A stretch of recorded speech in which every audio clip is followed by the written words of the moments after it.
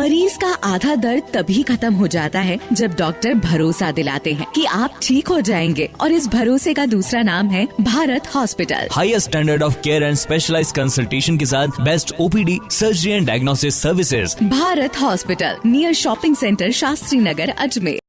मैं दर्शीन सफारी हूँ। मैं एक एक्टर हूँ और मेरी पहली फिल्म थी तारे ज़मीन पर, जिसमें मैंने ईशान का किरदार निभाया था। वो था पिछले 16 साल पहले। और मैंने उसके बाद कई सारे प्रोजेक्ट्स किए और फिर मैंने एक ब्रेक लिया। उस ब्रेक में मैंने थिएटर पर ध्यान दिया ऑल ओवर इंडिया, और काफ़ी इंटरनेशनल जगहों पर 200 से ऊपर शोज़ करने के बाद पैंडेमिक ने सब कुछ रोक दिया। और फिर मैंने फिर से पिछले 2 साल में फिल्मों में काम करना शुरू किया है। मेरी 3 फिल्में रिलीज़ हो चुकी हैं। एक सबसे पहले थी हो जा मुक्त, जो कि MX प्लेयर पर रिलीज़ हुई थी। वो डायरेक्ट की थी सुमित नागदेव सर ने। वो मेंटल हेल्थ पर बेस्ड थी फिल्म। फिर एक गुजराती फिल्म की मैंने, कोलकाता एक्सप्रेस, रत्ना पाठक शाह मैम के साथ। एंड अभी रिसेंटली फिल्म हुकस बुकस रिलीज़ हुई थिएटर में, जो कि क्रिकेट और एक हिंदी फिल्म है। आगे बहुत सारे प्रोजेक्ट्स हैं। मैं थिएटर, वेब सीरीज़ और फिल्में एक साथ करता हूँ और बहुत मज़ा आता है। क्या बात। अच्छा, DWPS स्कूल में आप आए हैं और 16 साल पहले बच्चों के साथ थे, वापस बच्चों के बीच में आए हैं। जैसे हमने सुना भी, बच्चे ऑटोग्राफ आपके ले रहे थे, कुछ चाह रहे होंगे, सेल्फी लेने की कोशिश कर रहे होंगे। कैसा लगा DWPS अजमेर में आके आपको? बहुत ही मैं हमेशा स्कूल में जब भी आता हूँ मुझे एक नॉस्टैल्जिक फीलिंग आती है। मुझे अपने स्कूल के दिन याद आ जाते हैं, जब हमारे आसपास कोई एक्टर आता था या कोई ऐसे पर्सनालिटी आता था और मैं कैसे उनके पीछे भागता था या मस्करी करने की कोशिश करता था।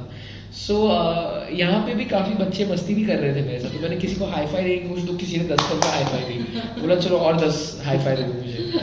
फिर किसी बच्चों के हाथ में येलो पेंट लगा हुआ था, तो मैंने बोला मेरे साथ हैंडशेक मत करना, तो वो पहले मुझे हैंडशेक करना है। तो ये सारी मस्करी, मतलब एक बहुत ही मज़ेदार पीरियड होता है जब आप बच्चे होते हो, आपको एंजॉय करनी होती है लाइफ।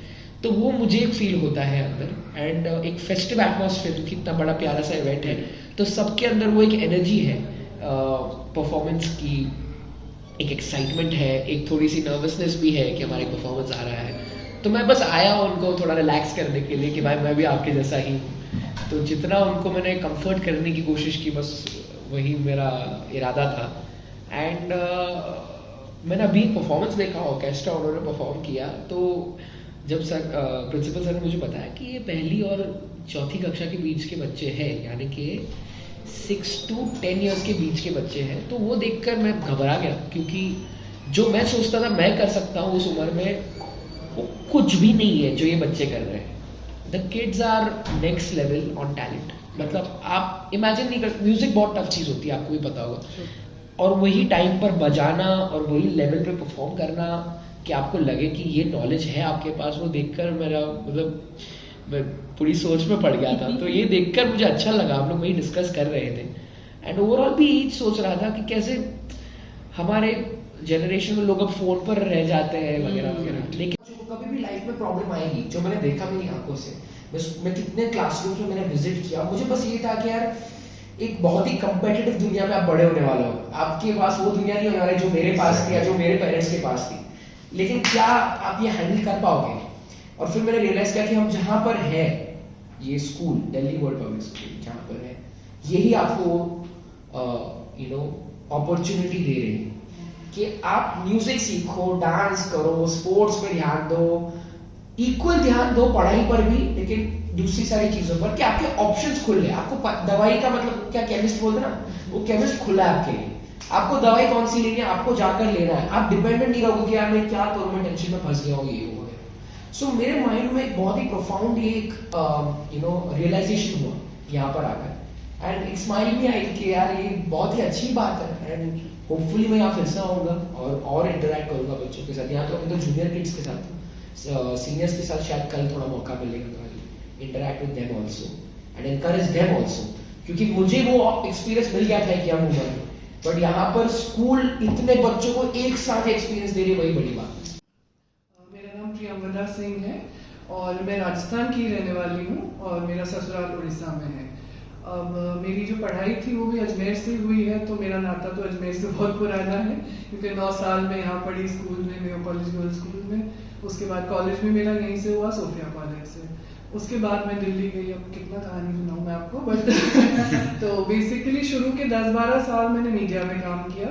तो पहले मैं मिस्टर मुजफ्फर अली जो उमराव जान वगैरह के डायरेक्टर हैं उनके साथ मैंने एज एन असिस्टेंट डायरेक्टर के रूप में काम किया, और कई सारी डॉक्यूमेंट्रीज, कई सारे इंटरनेशनल म्यूजिक फेस्टिवल्स, उसके बाद कुछ मैंने इंडिपेंडेंट वर्क किया मिनिस्ट्री ऑफ टूरिज्म के साथ, सिक्किम टूरिज्म के साथ, JNK टूरिज्म के साथ, तो कई सारी डॉक्यूमेंट्रीज बनाई बेसिकली।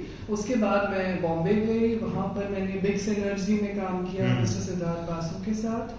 वहाँ पर जी बिल्कुल KBC में काम किया 2 सीजन KBC, और बेसिकली मेरा काम उसमें होता था कंटेंट, मतलब क्वेश्चंस जो होते थे, हम 3-4 जने होते थे, बट हाँ प्रमुख काम हमारा ये था। जो कॉन्फिडेंस है हम लोग में तो शायद आज भी नहीं है इतना कॉन्फिडेंस, तो एक ओवरऑल एक बात करने का कॉन्फिडेंस, एक stage confidence, I think the most important thing is confidence. Secondly I think जितना एक्सपोजर आजकल के बच्चों को मिल रहा है हम लोग को तो कभी नहीं मिला, बिकॉज हमारे ऑफकोर्स एक्टिविटीज होते थे बट बहुत लिमिटेड एक्टिविटीज होते थे। लाइक आज यहाँ पे ऑर्केस्ट्रा सुना हमने, तो हम लोग के टाइम भी ऑर्केस्ट्रा होता था, लेकिन वो स्टार्ट होता था क्लास 4-5 से, लेकिन यहाँ पे मतलब क्लास 1 के बच्चे बजा रहे हैं इंस्ट्रूमेंट्स, अब हम तो सोच भी नहीं सकते थे कि वो बजा पाएंगे, and what a variation. So I think in terms of exposure they have a lot of opportunity, confidence of course, जब एक्सपोजर होगा तो कॉन्फिडेंस आएगा। So yes I think these are the 2 main things I would से।